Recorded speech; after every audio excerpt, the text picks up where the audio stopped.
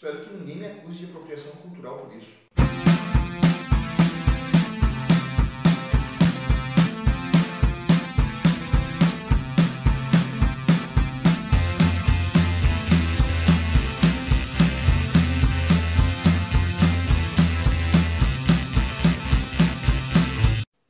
E a videoaula de hoje é um atendendo a pedidos aí de um sujeito que acompanha o meu canal, né, frequentemente, e que tem um canal também bastante legal, só que faz um tempo que ele não coloca vídeo. Cara, é uma boa você voltar a colocar porque a tua proposta é muito interessante. É o Mano Irmano, né? Olha, eu vou botar o link aí na descrição, dá uma olhada lá, você que acompanha o meu canal, acho que você vai gostar do canal do cara também, que é bastante interessante, né? E o Mano Irmano me pediu, cara, faz um vídeo aí sobre a luta pelos direitos civis nos Estados Unidos, e ele não foi o primeiro a me pedir isso, né? Fiz uma organização aqui e resolvi montar um histórico legal do que é essa luta pelos direitos civis nos Estados Unidos. Para começar, vamos ver o seguinte, né? O que foi que causou essa luta pelos direitos civis, né?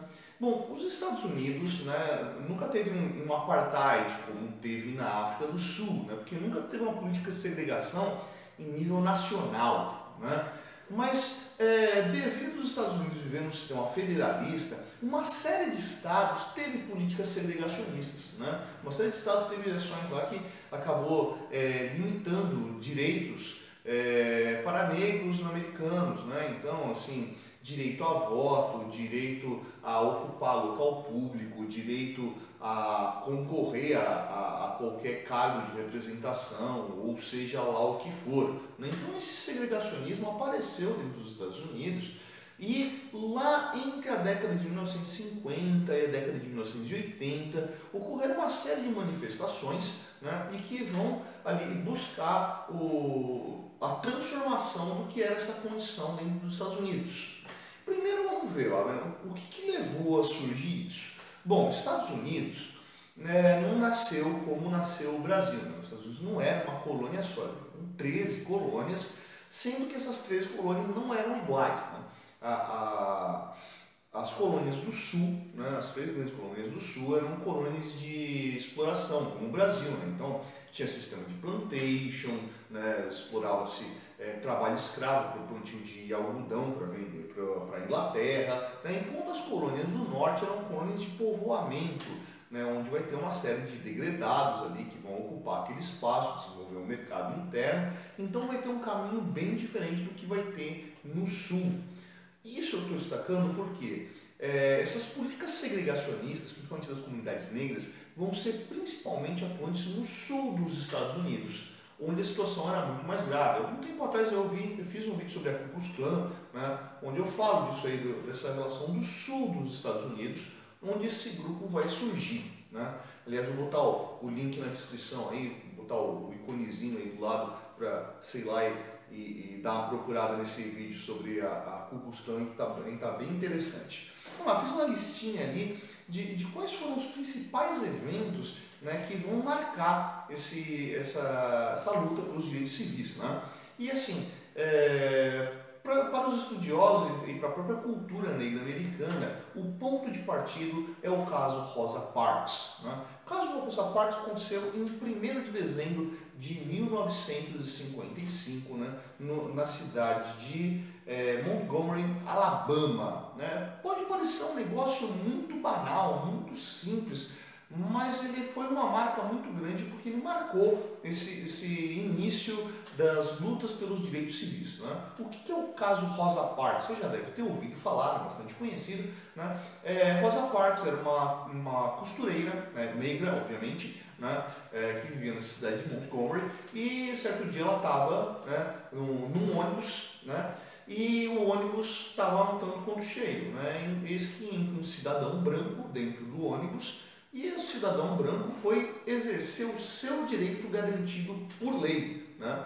O ônibus era segregado, tinha os bancos para negros e tinha os bancos para brancos, né? Obviamente os bancos para brancos eram melhores, os bancos para negros não eram tão bons assim, né? E esses bancos para negros poderiam ser requisitados pelos brancos caso os assentos para brancos já estivessem todos ocupados, né? Como os assentos para brancos estavam todos ocupados e tinha um assento para negros ocupado por Rosa Parks, esse homem branco requisitou o lugar dela. e ela se negou a levantar. Óbvio que isso gerou um certo desconforto ali dentro do ônibus, né? Obviamente isso aí gerou um certo conflito e Rosa Parks se negou a dar o lugar dela, e isso vai acabar ganhando os noticiários e vai acabar atingindo a opinião pública, né? E nesse momento que o noticiário atinge a opinião pública, você já começa a perceber que dentro dos Estados Unidos já existia um certo incômodo com essas leis segregacionistas, né? Porque, obviamente, quem vai registrar isso aí não eram negros, né?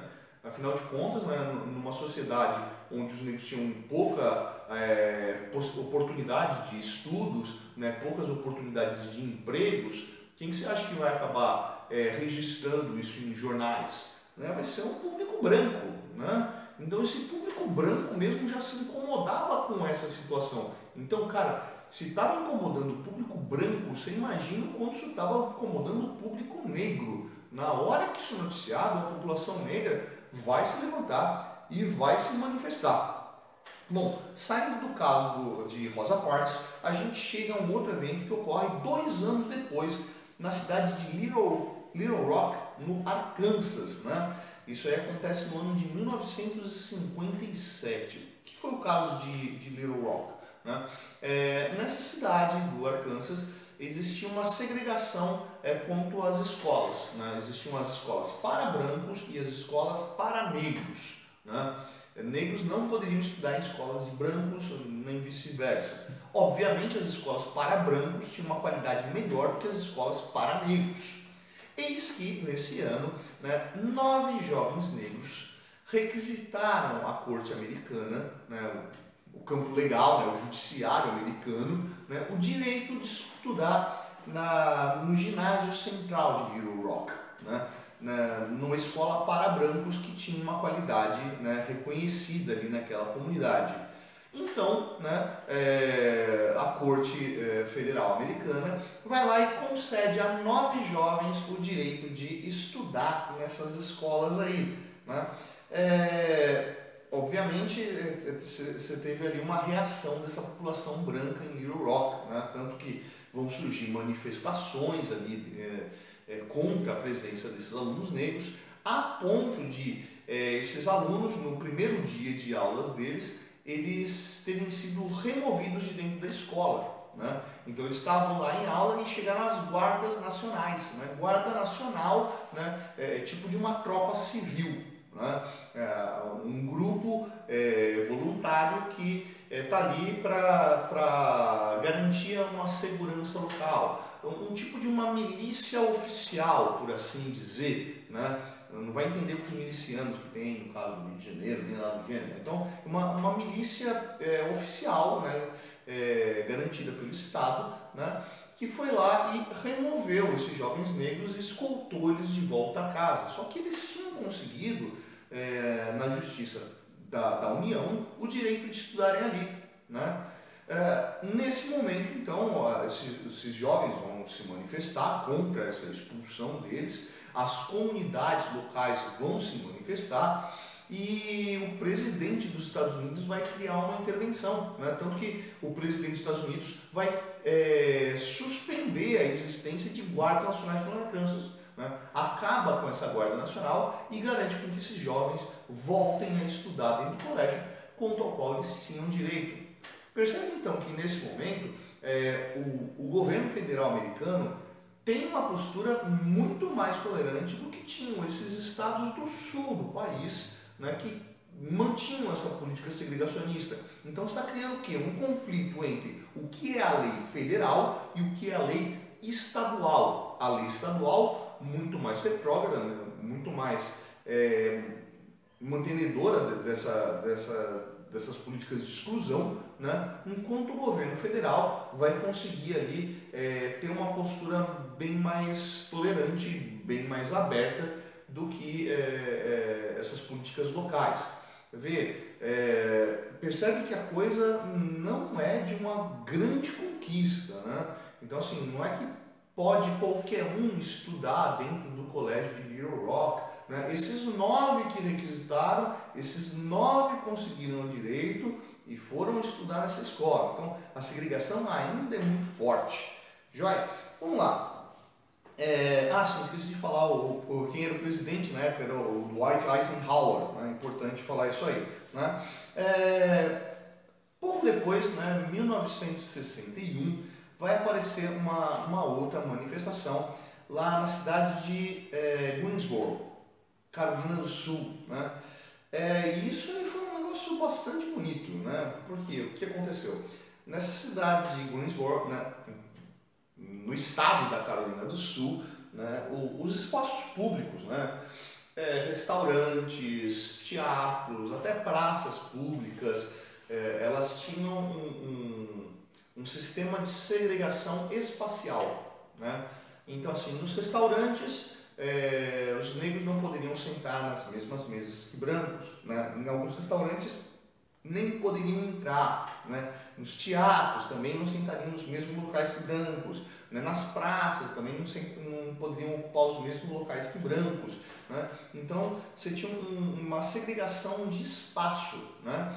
E o que vai acontecer? Jovens dessas regiões, brancos e negros, né? De novo aí, isso aqui, se tem branco incomodado com isso, você imagina o quanto isso era incômodo, né?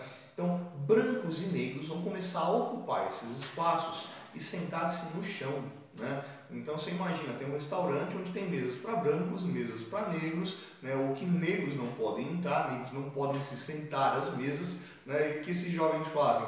Vão lá e tá, a gente não pode sentar na mesa, a gente vai sentar no chão. Todos nós juntos. Por quê? Porque todos nós somos amigos, todos nós somos iguais, todos nós temos os mesmos direitos de ocupar os mesmos espaços. Nós vamos ao teatro, então os brancos vão ter que sentar de um lado, os negros vão ter que sentar de outro. Não, então a gente vai sentar no chão, todo mundo junto para assistir a peça junto. A gente vai a uma praça, né? Então a gente não pode conversar, bater um papo nós todos juntos, então nós vamos, né, ocupar esse espaço sentado no chão, todo mundo junto. Cara, obviamente isso vai ter uma retaliação, né? Então, assim, vai ter uma ação policial muito contundente, muitas pessoas vão ser presas a partir dessas manifestações. Eles não vão conseguir direito de que negros e brancos ocupassem os mesmos espaços, mas isso vai ganhar um noticiário nacional, né? Isso vai ganhar uma grande repercussão que vai acabar incentivando esses outros movimentos pelos direitos civis dos negros dentro dos Estados Unidos. No ano seguinte, né, aparece mais um evento bastante importante no ano de 1962, que é o caso de James Meredith, no estado do Mississippi, né, um dos territórios assim mais complicados para populações negras, né? Então o que vai acontecer lá? Esse James Meredith, ele conseguiu entrar na Universidade do Mississippi. A Universidade do Mississippi era apenas para brancos. E ele conseguiu entrar através, novamente, de uma intervenção junto à corte americana. Então, o judiciário da União, né, vai garantir que esse jovem que tinha capacitação para tanto, né, pudesse estudar na Universidade do Mississippi. E isso aqui foi um negócio bastante complicado, porque o próprio governador do estado do Mississippi, né, foi lá para intervir nessa entrada desse estudante, juntando tropas, e ele mesmo pessoalmente foi à Universidade do Mississippi impedir com que James Meredith assumisse as aulas. E isso começa no primeiro dia do ano letivo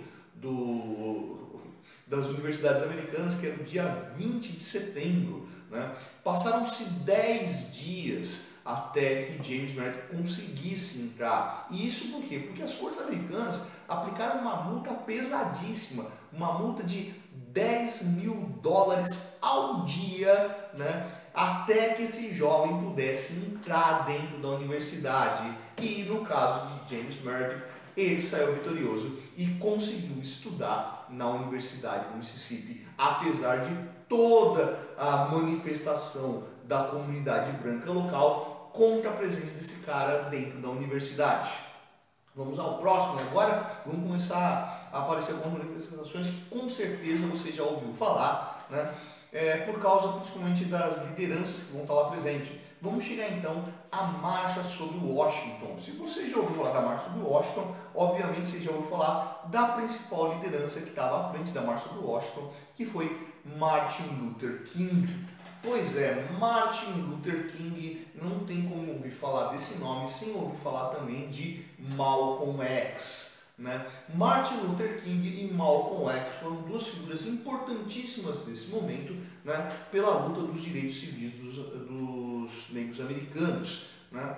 E é muito interessante observar essas duas figuras, porque apesar do objetivo ser o mesmo, né, o tipo de ação deles era bem diferente, né? Enquanto Martin Luther King, que era um pastor, né, o reverendo Martin Luther King Jr., né, buscava uma ação harmônica, né, uma união entre brancos e negros, todos juntos, numa condição de igualdade, né? Lembrando, ele é um pastor batista, portanto um cara completamente inserido à cultura ocidental, né? Você vai encontrar no outro extremo Malcolm X, né? Aliás, o nome dele já é bastante significativo, né? Malcolm X, Malcolm X, né? Esse cara tinha um sobrenome que não era X, né? O sobrenome dele era Little, né? Malcolm Little, e ele abandona o nome Little, né, dizendo que esse nome, né, é um nome de escravo, né, um nome que foi dado à minha família, né, quando eles foram trazidos aos Estados Unidos para serem escravos, né, então renego o nome Little, né, e o meu nome é uma incógnita, X, Malcolm X, né, tanto que Malcolm X, né, ao contrário do reverendo Martin Luther King, vai adotar uma religião não cristã, ele vai adotar o islamismo. Por quê? Porque ele era um fiel converso do islamismo? Não, ele assumiu isso como uma postura política, né? A minha religião é uma religião africana, né? Tudo bem, o islamismo nasceu na Ásia, né? Mas temos que levar em consideração que se espalhou pelo norte da África ali, se distribuiu bastante entre as comunidades negras. Então ele admite, né, uma religião africana, né, renega o nome dado a ele pelos colonizadores e vai criar uma valorização da cultura negra. Essa relação aí entre Malcolm X de um lado e Martin Luther King de outro foi utilizado lá por Stan Lee quando criou os X-Men para fazer a relação entre Charles Xavier e Magneto, né? O cara que luta pela harmonia entre humanos e mutantes e o cara que luta pelo direito pleno da irmandade mutante segregada da comunidade humana, inclusive, né? Então, o Stan Lee, quando vai criar essa relação que vai discutir racismo, vai se inspirar nessas duas figuras, né? De quem é que está certo dos dois, né? Quem é que tinha a postura mais lógica, que tinha a postura mais honesta, né? Os dois têm grandes valores quanto às suas propostas. Mas, né, agora a gente vai falar de Martin Luther King, né, em cima da Marcha sobre Washington, né? A Marcha sobre Washington, que aconteceu lá em 1963. É lá que acontece o famoso discurso do Luther King, do eu tenho um sonho, né? Acho que vale a pena se dar uma procurada nesse discurso. Eu não vou descrever ele aqui, vai ficar muito longo, esse vídeo já está ficando muito longo, né? Mas a Marcha sobre Washington não teve apenas Martin Luther King como uma das lideranças, tiveram alguns outros líderes, como por exemplo Bayard Rustin e Philip Randolph, né? E conseguiu juntar ali aproximadamente 250 mil pessoas vindas do país inteiro para se manifestar em prol dos direitos civis dos negros americanos, exigindo o fim dessa segregação, o fim dessa exclusão de negros e brancos. Então, novamente, assim, não teve um efeito imediato a marcha sobre Washington, mas causou um efeito muito impactante, né, e que necessariamente fez a opinião pública prestar atenção no que estava acontecendo, né, e refletir bastante sobre isso. No ano seguinte, em 1964, vai acontecer o chamado Verão da Liberdade, né? O que vai ser o tal do Verão da Liberdade? Um grupo de aproximadamente 100 jovens negros do norte vai migrar do norte para o sul, aproveitando as férias escolares, né, jovens estudantes, né, eles vão aproveitar essas férias escolares para ir para o sul dos Estados Unidos, para fazer lá manifestações contra essa segregação, né, que era muito marcante no sul dos Estados Unidos. E o que vai acontecer? Desse grupo, 3 jovens vão ser assassinados pela Ku Klux Klan, né? Vão ser... A gente não sabe direito se eles foram mortos a tiros, enforcados, ou se eles foram enforcados e perfurados a bala, né? Eles foram encontrados, pendurados em árvores com perfurações dadas por tiros. É uma coisa bastante cruel, né? E que quando isso ocorre, vai gerar de novo uma reação muito grande da opinião pública e vai forçar o presidente, o Lyndon Johnson, na época, a assinar a Lei dos Direitos Civis, né? As leis que proibiam esse tipo de segregação, né? Essa ideia de que os negros não poderiam ocupar os mesmos espaços do que brancos. Ah, então veio a plena liberdade? Não veio a liberdade. Então que no ano seguinte, 1965, virá a manifestação de Selma, no Alabama, essa de novo liderada por Martin Luther King, né? E Martin Luther King vai criar uma série de manifestações, passeatas, né?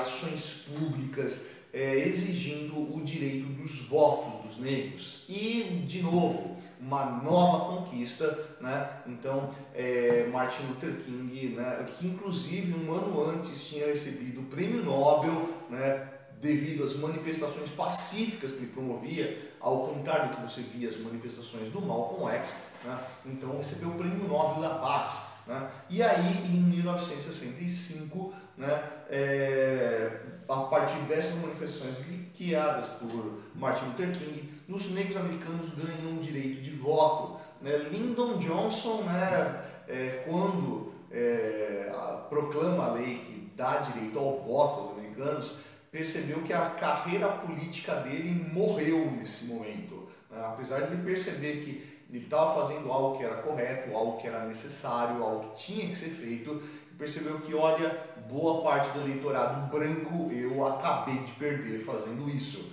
né? Apesar de ganhar o apoio de parte do eleitorado negro, o eleitorado branco a partir de agora me odeia, né?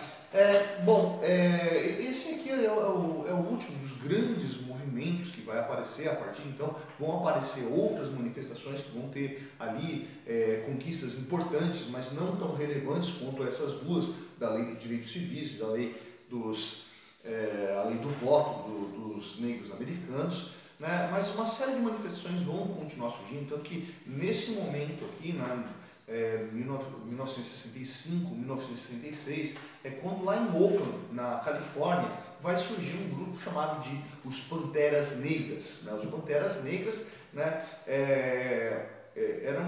a gente pode chamar de um partido político, apesar de ele não ser atuante da forma como a gente entende partido político hoje no Brasil, né, de um grupo que vai lá e busca se candidatar a cargos de representação. É um partido político na ação de um partido ativista, né, um partido que ia lá e atuava em prol de direitos, né? E era muito interessante aí, porque esse grupo dos Panteras Negras, né, eles tinham inclusive uma indumentária, né, uma camisa azul, jaqueta preta, uma boina preta e um cabelo, né, afro, né? O que seria um cabelo afro?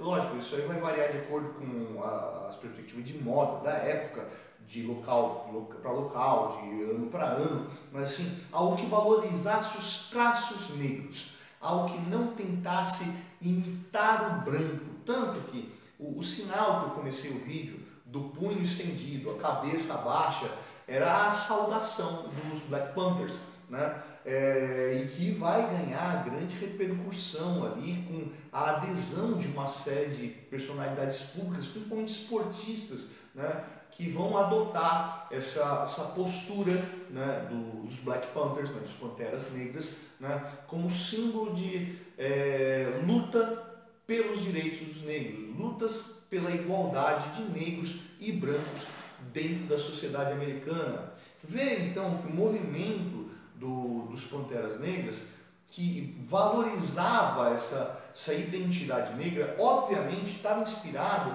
não em Martin Luther King, que buscava essa ideia harmônica, mas em Malcolm X, que tinha morrido há muito pouco tempo com o surgimento disso. Foi meio que um mártir dos Panteras Negras, apesar de ter morrido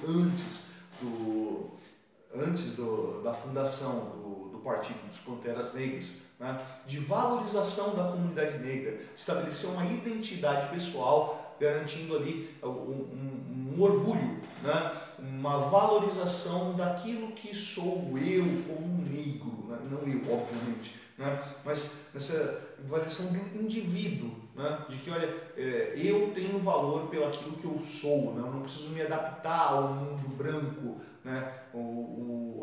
eu tenho os meus valores, eu tenho a minha beleza, eu tenho a minha cultura, e isso tudo deve ser valorizado. Vem então que esse movimento grande pra caramba que foi surgir nos Estados Unidos foi uma ação de formiguinha, atos pequenos promovidos por um grupo muito grande e que vai ponto a ponto conquistando um ou outro direito num simbolismo muito forte para direitos muito pequenos, mas muito essenciais, dos quais essas comunidades são privadas.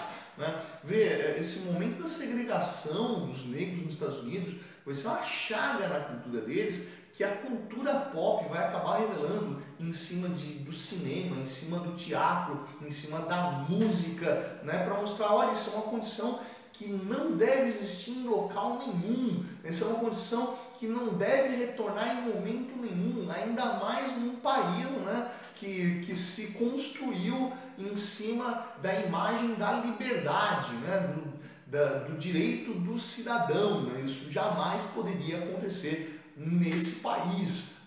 Então, é a imagem do espírito da luta dentro de uma comunidade segregada. E aí, curtiu a de hoje? Se curtiu, vai lá embaixo para curtir. Não curtiu, vai lá embaixo, vamos discutir. Essa é a Prancheta do Suetônio, eu sou o professor Fábio. E você, meu nego, você deveria estar estudando? Yeah, yeah.